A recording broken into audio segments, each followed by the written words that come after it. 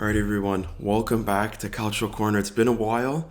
Stuff's got in the way, but we are back with a banger. We've got 4 hot takes lined up.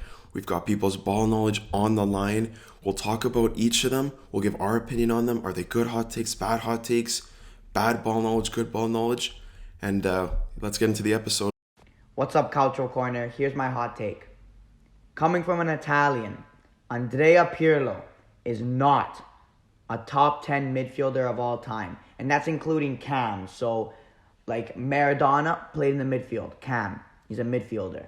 Someone like Cruyff is a center forward, not a midfielder. But Maradona, Cam, definitely in there. All right, to start us off, a bomb of a hot take. A absolute missile from right field. Pirlo, not a top 10 midfielder of all time.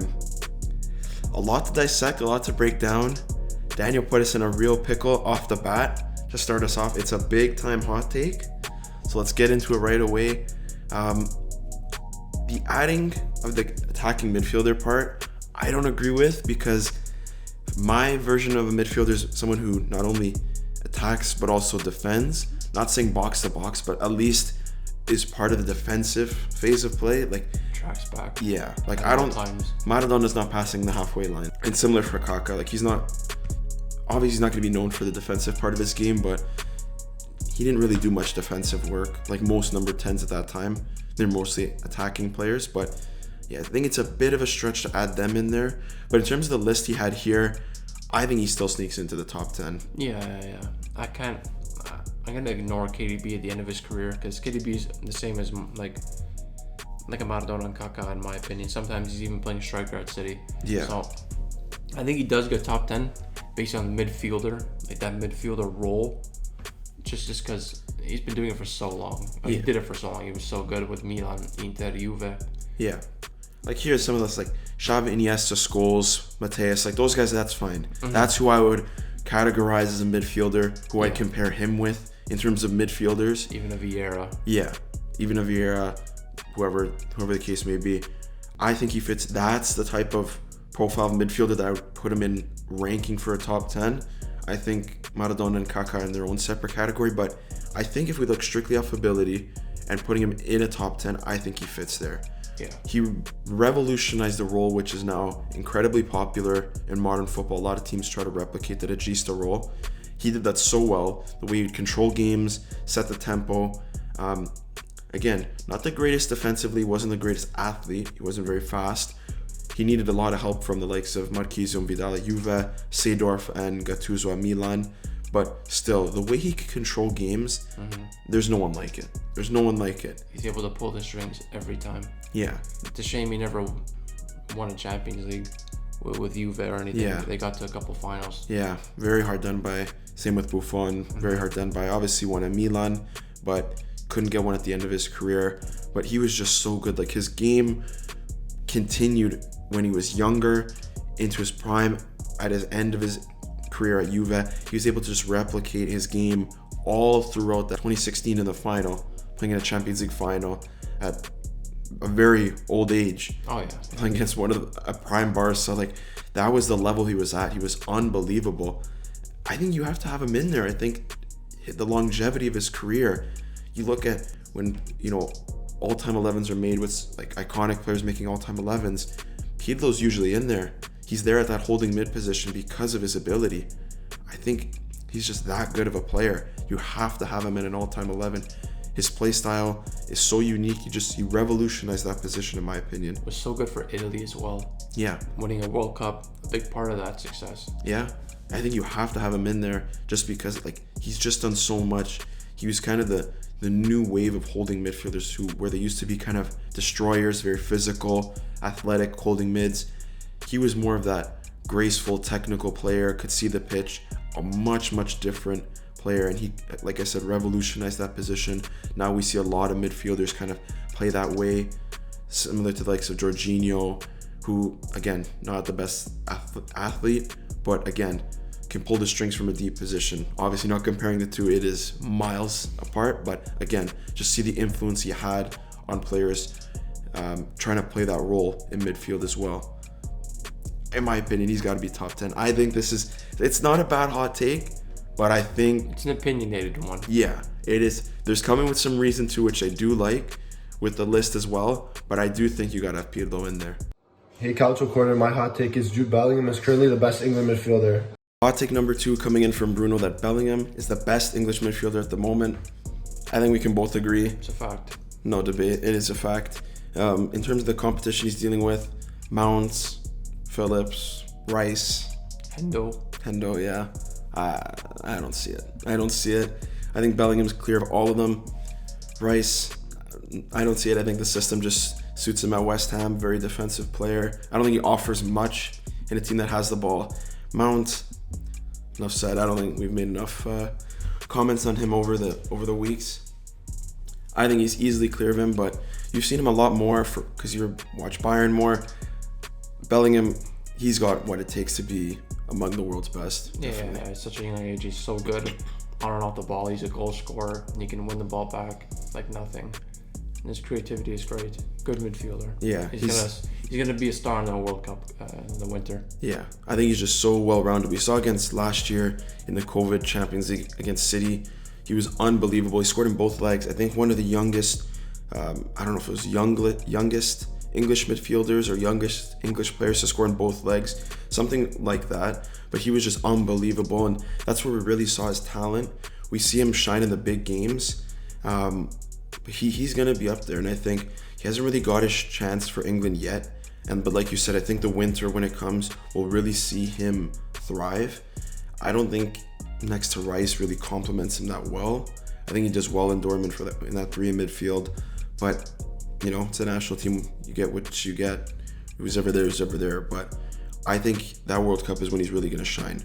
Yeah, we're gonna see the whole world is talking about Jude Bellingham, but people are gonna know that he's up here in terms of talent, upcoming talent. Yeah, because you look at Tchouaméni got his big breakthrough, Camavinga got his big breakthrough, both at Madrid.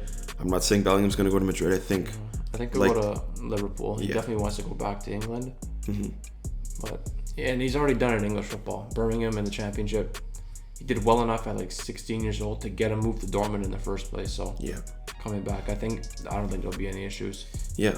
He did so well for Birmingham. I mean, they've got a statue for him. Yeah, I don't know why, but that's mod, but whatever. He did. Yeah, I mean, they didn't get promotion, but his performances at such a young age. It is a championship. It is a tier lower than the Prem, but it is 16, a hard division though. It's a very, very physical competition where you're playing a lot of games. There's not much rest in between, and at 16 years old, obviously your body's not really fully developed. You're playing guys that have played in the Prem and obviously lost their touch. They're now in the Championship, or very promising young players. It's a very, very competitive league. Mm-hmm. Some very iconic teams in there too, so it's not easy to do so well at that age for a not so great side as well. Yep, and I think him and Pedri are top 2 young midfielders in the world right now. That could be a hot take right there. Hey, Calcio Corner. So my hot take is if Sane stayed in the Prem on Man City, he would be a top 3 winger in the Prem. I have to disagree with that. Yeah.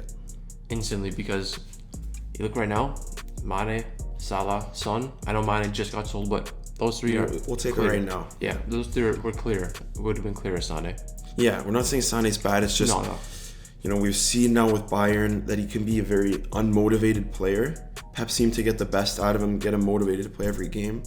But Son's ability to score and create, Mane's pace and ability to score, they're all ability to finish. Son, Salah, and Mane, you can't write them off. Even if Sane is the better looking player on the eye in terms of dribbling and beating his man, I think those 3, their efficiency in front of goal, you have to have them over Sane any day.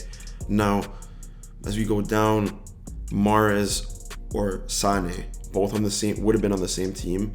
But I think Mahrez would be better than Sane. Sorry, I think his ability, the way he can his ability on the ball, his ability to beat players 1v1, I think he suits a Pep team more, just because of his ability to beat his man so easily.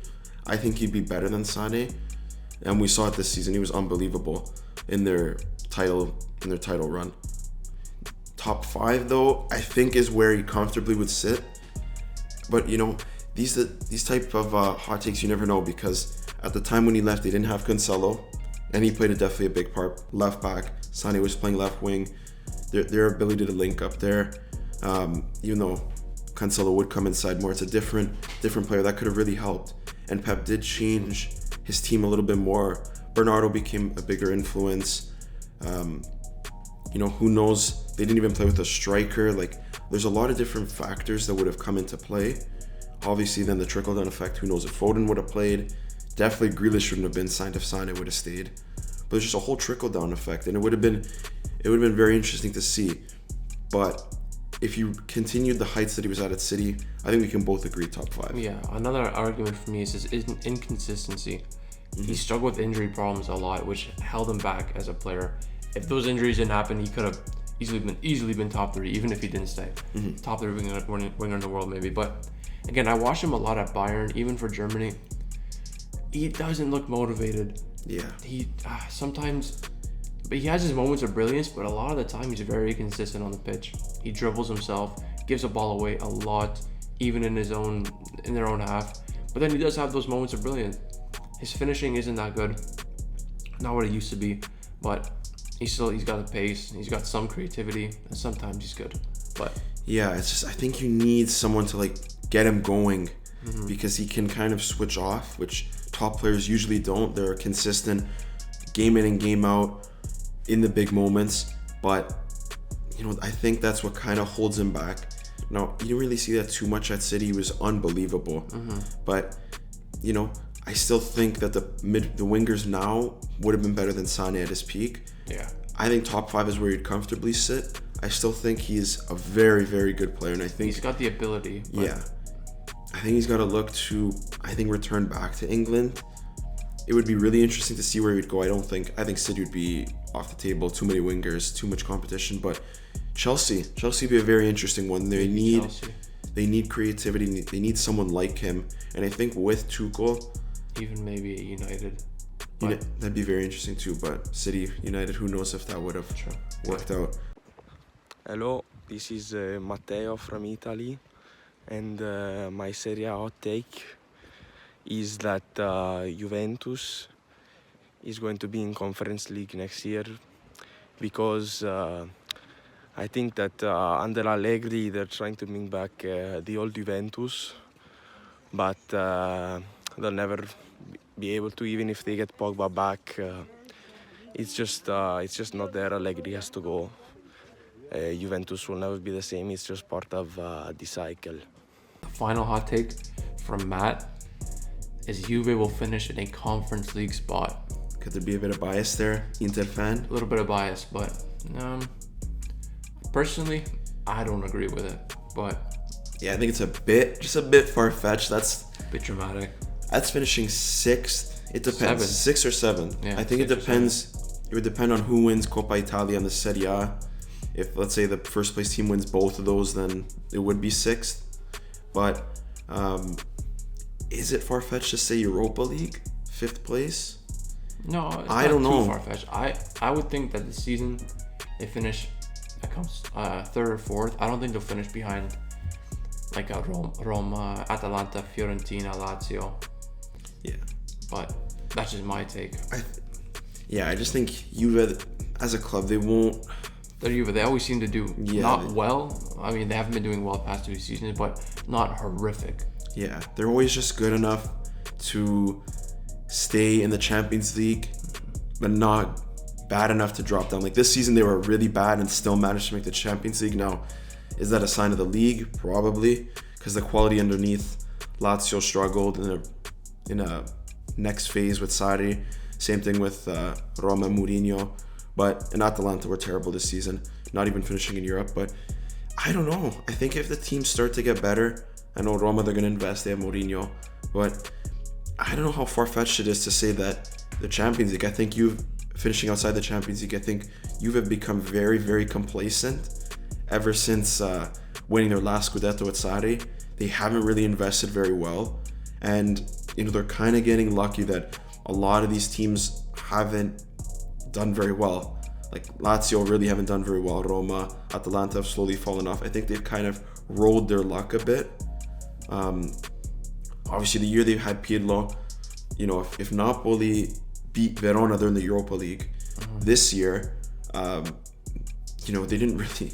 The end of the season, you know, they lost to Genoa.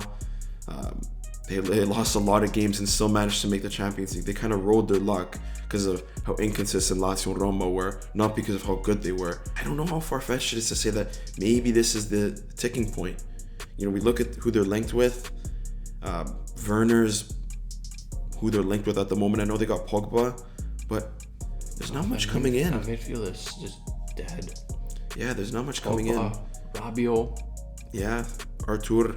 I think the thing is, even though you have Pogba, you need to give him a lot of support in terms of the defensive part. So Locatelli, yeah, is fine, but you need someone like a Vidal who's like a bulldog in midfield, because Pogba won't do the defending work. I'm not saying he's a bad player, that's just the way Pogba is. You don't want to replicate the failures Man United had with building a team around Pogba and not having a good enough midfield to support him in that way.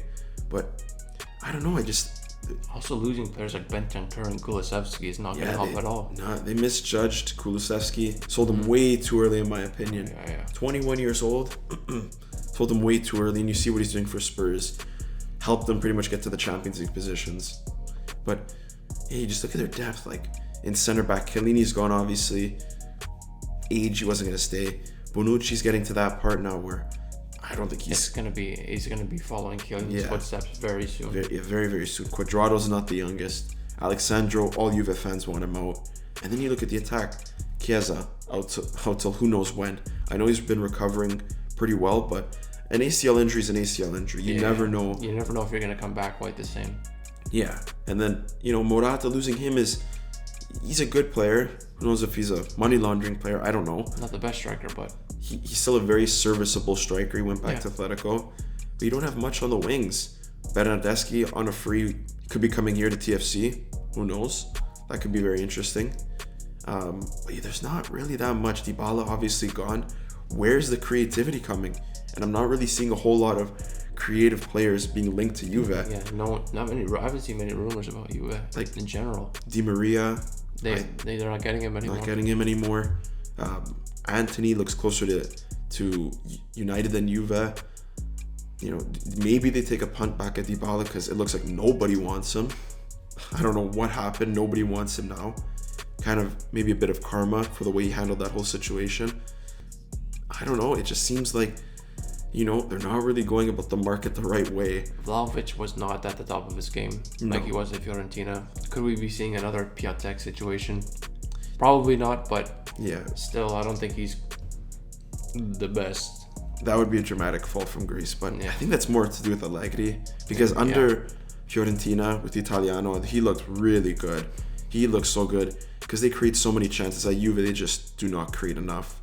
He's working with a lot of half chances, and a striker of his quality, it's very hard to do well when you're getting limited service every game. But we saw him in the Champions League, very good goal against Villarreal, but again, he just living off half chances and nothing really concrete that he's creating with. But I think that's the thing with Juve. We said it, not much is really coming in to reinforce that team. I don't know where the creativity is coming from. The hot take to end it off: Juve finished third in the Champions League group into Europa League. Bang, we'll end it on that. Thanks for watching, guys. Hope you enjoyed this week's episode. This was a really fun one to make, and if you want to see more of these, let us know for any other hot takes or any other types of videos down below. And we'll see you guys soon. See ya.